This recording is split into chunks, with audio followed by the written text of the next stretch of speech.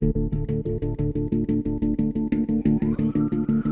stakes are high. All units in reference to the shooting. In many communities, fistfighting is a thing of the past. It's going to be a large group of people that were firing shots at each other. Kids who want to protect themselves now carry a gun. I'm shot.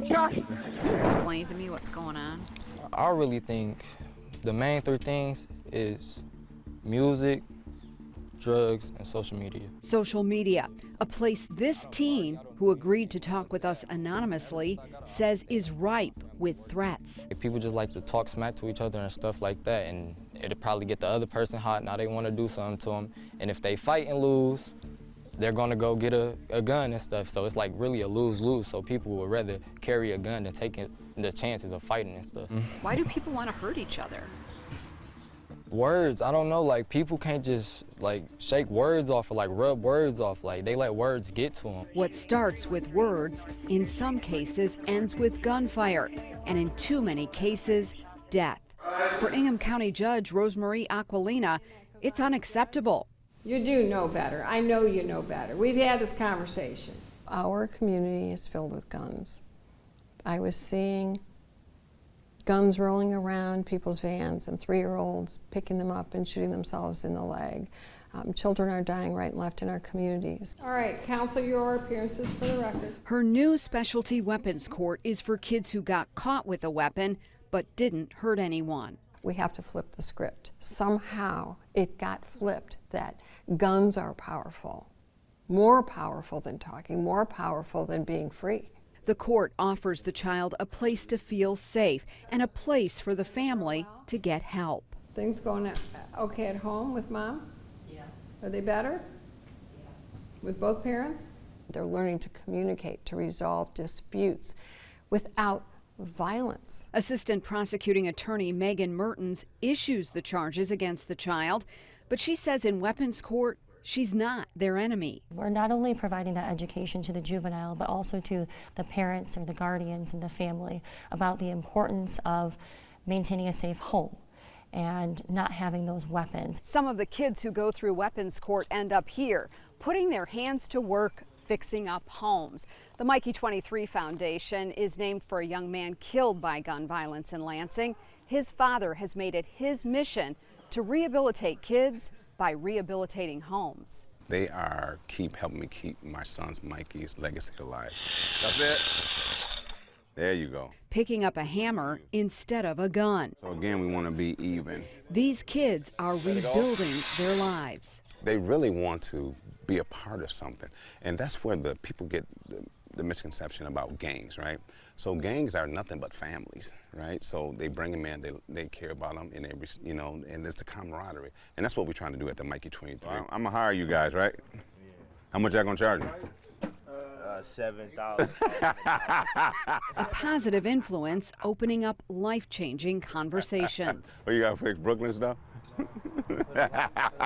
Their father could be involved in some type of gun violence. Now he handed it down to his son, and so it can be a generational thing. So that what we're trying to do at the Mikey Tree is trying to break that. Hit it on lumber and then pop. There you go. There you go. Breaking the chain of violence. You're doing so very well. Congratulations. If they show up, do the work, and get through the weapons court program, I like that you like Mikey 23. These kids leave with a misdemeanor rather than a felony, and in many cases, a stronger family. Now slap it on there. There you go.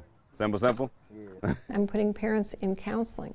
So I have kids who are coming to court happy finally. They're happy and feeling safe in their homes, which they haven't felt previously.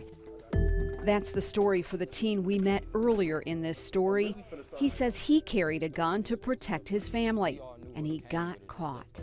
Everybody knew what was coming behind the gun and you getting caught with it and what you could do with it and stuff like that.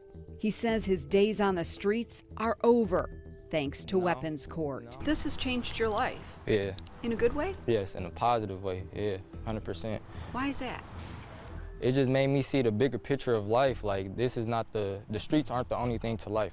This picture, captured on a security camera at Michigan State University, led police to this man who carried out a deadly mass shooting. 911, what's the location of your emergency? A tragic and frightening night Ingham County 911 Director Barb Davidson says revealed a gap in the system. We had folks that had pre-recorded video that they wanted to share with us, and it was harder. You know, our system is locked down, as it absolutely should be. Hi there, it's 911. We got disconnected. A frustration that led to a game-changing discovery, a new high-tech platform called Prepared Live. It gives callers and dispatchers more tools to communicate. A manager at Ingham County 911 demonstrates. I'm going to create the incident, and you'll see we already have an auto-populated text message here that's telling the caller, go live with Ingham 911 by pressing this link. So when I hit create incident, that text message automatically goes over to our caller. With a click on a link, the caller can use their camera and text messaging to give the dispatcher critical information. They can even share their precise location. They don't have to do anything. They do not have to do anything. The only thing obviously they're required to do is hold the phone up, because I'm only able to see whatever the phone is pointing at. The ability to send a picture, a video, a live stream can make all the difference for first responders. It's like giving them, you know, like the easy button, like here. Like, you don't have to try to guess what I'm thinking it looks like. You can see it for yourself. A caller used Prepared Live to send this live stream of a fire at a Delhi Township barn. You can see the caller's finger pointing to the smoke. The assistant fire chief says that video not only helped with the response, but also helped determine what caused the fire. Without that video, the investigation would have probably taken a whole lot longer. But with that video, we were able to pretty much pinpoint with interviews and everything what exactly happened in that fire. Video that can show where a fire started and give crews a heads up on how much manpower they'll need to fight it. It's hugely beneficial because we can actually pull it up on our screen in our rigs as we're going to the fire and be able to see what's exactly happening in live video. That's amazing. Did you ever think you'd be able to do that? I've been doing this for a pretty long time. I never would have thought that this would have been the future of fire service, where we could actually see what's going on at the fire scene before we even got there. Technology that can also put a missing person's picture in the hands of police officers with a simple click, and allow someone suffering a medical emergency to share their location. Vital information that gives 911 dispatchers and first responders an advantage that can help save lives. We do it every day here in the 911 center. We play telephone, right? I listen to you call and tell me something and describe it from your perspective, and then we tell the responders. So when they can actually just A to B and can see it, wonderful. Streamline, everybody's looking at the same thing. We've all seen them. Maybe we are them. People on the move and on their phone. Yeah, I totally forgot even that there was a law until I saw the cop and it registered. It was like, oh no. And as soon as I saw him, I knew I was in trouble. Bridget Brown got a $235 ticket for breaking Michigan's hands-free law. She was on a call to expedite her passport when she got busted in Meridian Township. I looked in my rearview mirror and I thought, boy, that looks like a cop behind me. And so I just tried to ease my phone off my ear. As soon as I did that, the sirens went on. He pulled me over. Ingham County Sheriff Scott Rigglesworth says he sees it every day. We've just simply seen way too many fall back into those bad habits, and we're just trying to continually educate people. This is not about writing tickets, it's about safer roads. The sheriff says officers have discretion and do not have to ticket a driver. He took us along for a ride in his unmarked car, and it didn't take long to spot drivers on their phones. You know why I'm stopping you? I do not. Can't have your phone in your hand. The driver, one of two the sheriff stopped during our half hour on the road in Mason. In Mason, in front of the fire department with Georgia plate Tom, Boston, Victor. Michigan's a hands-free state. When you were back at the stoplight back there, you had your phone in your hand, you were doing something on your phone, and yeah, can't do that in Michigan. It's illegal to have a cell phone or any other mobile device in your hand while you're driving, and that includes at stop signs or stop lights.